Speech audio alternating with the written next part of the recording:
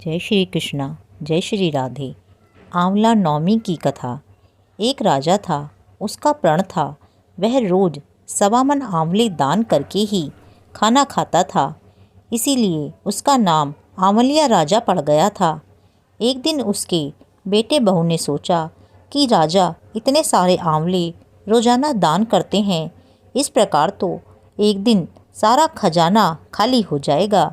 इसीलिए बेटे ने राजा से कहा कि उसे इस तरह दान करना बंद कर देना चाहिए। बेटे की बात सुनकर राजा को बहुत दुख हुआ और राजा रानी महल छोड़कर बियाबान जंगल में जाकर बैठ गए। राजा रानी आंवला दान नहीं कर पाए और प्रण के कारण कुछ खाया नहीं।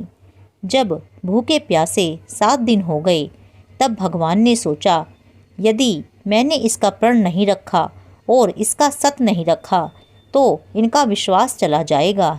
इसीलिए भगवान ने जंगल में ही महल, राज्य और बाग बगीचे सब बना दिए और ढेरों आंवले के पेड़ लगा दिए। सुबह राजा रानी उठे तो देखा कि जंगल में उनके राज्य से भी दुगना राज्य बसा हुआ है।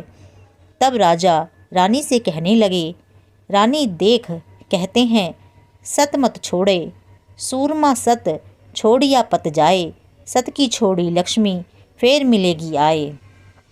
आओ नहा धोकर आंवले दान करें और भोजन करें।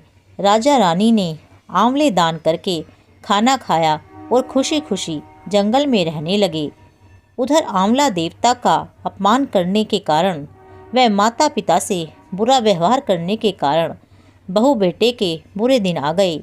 राज्य दुश्मनों ने छीन लिया और दाने दाने को मोहताज हो गए। तब काम ढूंढते हुए वे अपने पिताजी के राज्य में ही आ पहुँचे।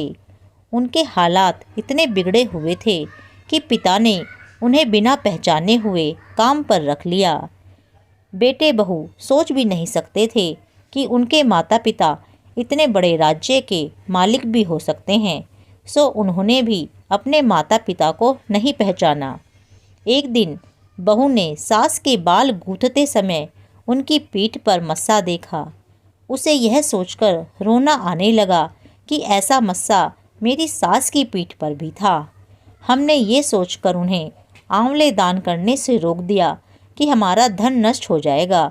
आज वे लोग न जाने कहाँ होंगे। यह सोचकर बहू को रोना आने लगा और आंसू टपक टपक कर सास की पीठ पर गिरने लगे। रानी ने तुरंत पलट कर देखा और पूछा कि तू क्यों रो रही है? तब बहू ने बताया कि आपकी पीठ जैसा मस्सा मेरी सास की पीठ पर भी था। हमने उन्हें आंवले दान करने से मना कर दिया था, इसीलिए वे घर छोड़कर कहीं चले गए। तब रानी ने उन्हें पहचान लिया, सारा हाल पूछा और अपना हाल बताया। अपने बेटे बहू को समझाया कि दान करने से धन कम नहीं होता बल्कि बढ़ता है। बेटे बहू भी अब सुख से राजा रानी के साथ रहने लगे। हे भगवान, जैसा राजा रानी का सत रखा वैसा सबका सत रखना, कहते सुनते सारे परिवार का रखना। जय श्री कृष्णा, जय श्री राधे।